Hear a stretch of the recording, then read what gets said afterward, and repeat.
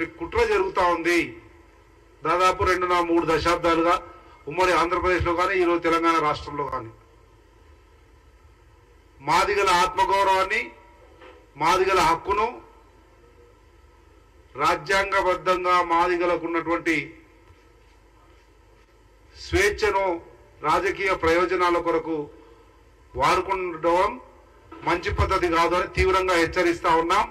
అది మందకృష్ణ మాదిగ కానీ, భారతీయ జనతా పార్టీ కానీ, టిఆర్ఎస్ బిఆర్ఎస్ పార్టీ కానీ. ఎస్సీల వర్గీకరణ అన్నది ఏదో పెద్ద బ్రహ్మ పదార్థం అన్నట్లు, దాంట్లో ఏదో పెద్ద చిక్కు ముడులు ఉన్నట్లు, ఎంతో మంది ఏదో చేస్తే తప్ప కానట్లు దాన్ని పెద్ద బూచిలాగా చూపి రాజకీయానికి వాడుకోవడానికి ప్రయత్నం చేస్తా ఉన్నాయి రెండు పార్టీలు. ఆ రెండు పార్టీల గొడుగు కింద సమయాన్ని బట్టి ఈ గొడుగు కింద, ఇంకో సమయాన్ని బట్టి ఆ గొడుగు కింద మాట్లాడుతున్నటువంటి మందకృష్ణ అన్నయ్య గారికి కూడా విజ్ఞప్తి చేస్తా ఉన్నాం.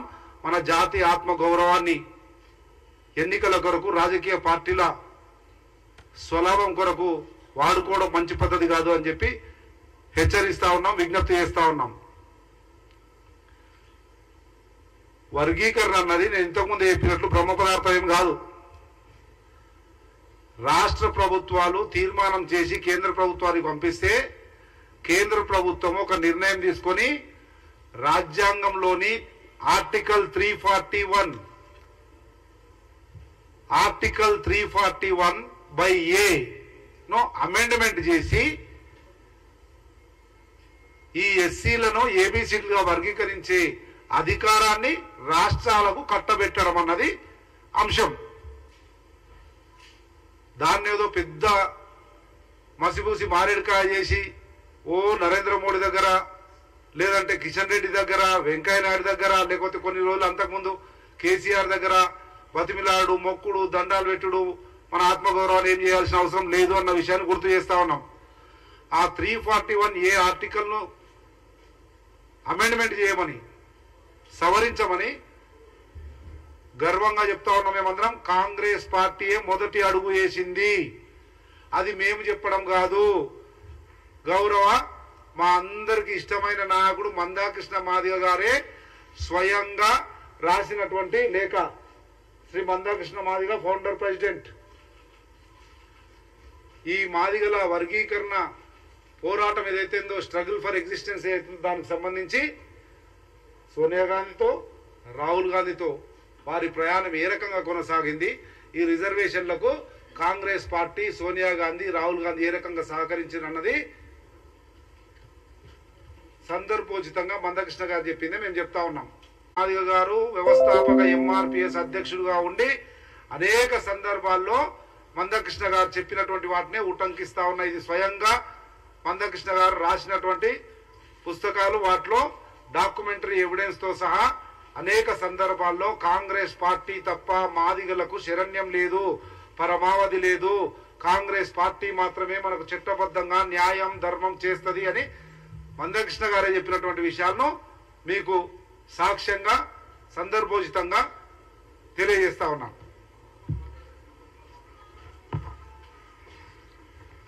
లోకూర్ కమిషన్ అంటారు. మొట్టమొదటి లోకూర్ కమిషన్ వేసినప్పటి నుంచి ఇప్పటి వరకు అనేక రాష్ట్రాల్లో వేసినటువంటి కమిషన్లన్నీ కూడా కాంగ్రెస్ పార్టీ వేసింది. దాంట్లో భాగంగానే మొట్టమొదటి తీర్మానము మందకృష్ణ గారు రాసినటువంటిది. వైఎస్ రాజశేఖర రెడ్డి గారు ఎస్సీ వర్గీకరణకు సంబంధించి అనుకూలంగా చేసిన ప్రకటనలు. ఈ ప్రకటనల సారాంశమే, ఈ ప్రకటనల ఫలితమే ఉషా మేరా కమిషన్ వేయడం జరిగింది. 2005లో 4లో అధికారంలోకి వస్తే కేంద్రాన్ని ఒప్పించి ఉషా మేరా కమిషన్ వేసి 1 సంవత్సరంలోనే మొత్తం ఉమ్మడి ఆంధ్రప్రదేశ్ అంతా తిరిగి ఉషా మేరా కమిషన్ రిపోర్ట్ ఇచ్చి 2014 రెండవ UPA 2లో గవర్నమెంట్ ఆమోదం తెలిపే క్రమంలో తెలంగాణ ఉద్యమం ఉవ్వెత్తున ఎగసిపడుతున్నటువంటి సందర్భంలో ఉషా మేరా కమిషన్ రిపోర్టు ఏదైతే వర్గీకరణకు సానుకూలంగా రాజ్యాంగంలోని ఆర్టికల్ 341ను సవరించి ఈ వర్గీకరణ అంశము, వర్గీకరణ అధికారము రాష్ట్రాలకు ఇవ్వండి, బదలాయించండి ఆ అధికారాన్ని అని చెప్పినటువంటిది కేంద్ర ప్రభుత్వం టేబుల్ మీద ఉంది. మన్మోహన్ సింగ్ గారు ప్రధానమంత్రి ఉన్నారు. అప్పుడు చేస్తున్న క్రమంలో కాంగ్రెస్ పార్టీ చారిత్రాత్మక నిర్ణయం తీసుకొని ఎస్సీలను వర్గీకరించడానికి ముందుకొచ్చింది.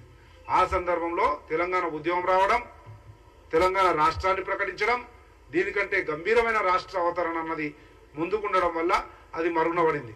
దాని తర్వాత ఏం జరిగింది మేము ఈరోజు అడుగుతా ఉన్నాం. యావత్ తెలంగాణ సమాజానికి కాంగ్రెస్ పార్టీ తరఫున సమాధానం చెప్తా ఉన్నాం, విశ్లేషించి వాస్తవాలను చెప్పదలుచుకున్నాం. తెలంగాణ రాష్ట్రం వచ్చిన తర్వాత నేనే స్వయంగా అలంపూర్ శాసనసభ్యుడిగా ఒక మాదిగ బిడ్డగా బయట మందకృష్ణ గారు ఉద్యమం చేస్తూ ఉంటే కాంగ్రెస్ పార్టీ పూర్తిగా ఈ వర్గీకరణకు సమ్మతించింది, మేనిఫెస్టోలో పెట్టింది, కేంద్ర ప్రభుత్వాన్ని ఒప్పించింది, ఉషా మేర కమిషన్ వేసింది, కమిషన్ రిపోర్టును కేంద్ర ప్రభుత్వం ముందుంచింది.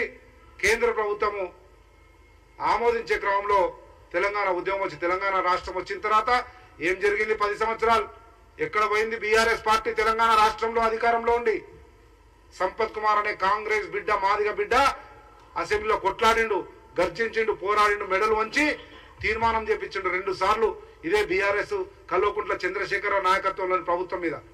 కానీ ఏం జరిగింది? మా టేబుల్ మీద పెట్టిరు, తీర్మానం చేసినట్లు బుట్ట దాఖలు చేసిర్రు, తీర్మానం కాపీ, దానికి సంబంధించినటువంటి స్టాటిస్టిక్స్ కానీ లేదంటే ఆనాటి ఉషా మేర కమిషన్ ఇచ్చిన రిపోర్టు కానీ ఏమి కూడా కేంద్ర ప్రభుత్వానికి పంపించకుండా మాదిగల మీద వివక్ష చూపి, మాదిగలు ఒక్కరు కూడా మంత్రి పదవిలో లేకుండా, మాదిగల వాయిస్ వినే అవకాశం లేకుండా దళితులను బానిసలుగా చూసినటువంటి బీఆర్ఎస్ పార్టీ 10 సంవత్సరాలు దళితులను, మరీ ముఖ్యంగా మాదిగలను అన్యాయం చేసింది, మా తలరాతలను తొక్కిపడేసింది. అటువంటి క్రమంలో అడగలేవారు. సంపత్ కుమార్ అడిగిండు. ఆ రోజు టీడీపీ పార్టీలో ఉన్న నేటి ముఖ్యమంత్రి రేవంత్ రెడ్డి గారు ఆ రోజు సంపత్ కుమార్ గొంతుగా కలిపిండు, అనుభవజ్ఞుడు, నాకు అండగా నిలబడ్డాడు. ఇద్దరిని శాసనసభల 3 రోజులు సస్పెండ్ చేసి శాసనసభ నడిపించుకొని దళితుల, మాదిగల గొంతు వినపడకుండా చేసిరు తప్ప ఈ అంశంలో ఒక్క అడుగు కూడా ముందుకేలే బీఆర్ఎస్ పార్టీ. ఆ రోజు ప్రశ్నించలేవు. తెలంగాణ సమాజం ఇది గ్రహించింది కనుకని. అదే ఉషా మేర కమిషన్ రిపోర్ట్ అక్కడ ఉంది. ఇక్కడ అంటే మాదిగల వ్యతిరేక ప్రభుత్వం ఉండే టీఆర్ఎస్ పార్టీ, కానీ నరేంద్ర మోడీ నాయకత్వంలోని బీఆర్ఎస్ ప్రభుత్వము, బీజేపీ ప్రభుత్వం కేంద్రంలో ఏం చేసింది 10 సంవత్సరాలు? ఉషా మేర కమిషన్ రిపోర్ట్ ఉంది. సోషల్ జస్టిస్ మినిస్ట్రీలా నిజంగా ఈ కిషన్ రెడ్డి ఒగలేర్పులు లేదంటే ఆ ఫస్ట్ ఎన్డీఏ గవర్నమెంట్లో ఉన్న వెంకయ్య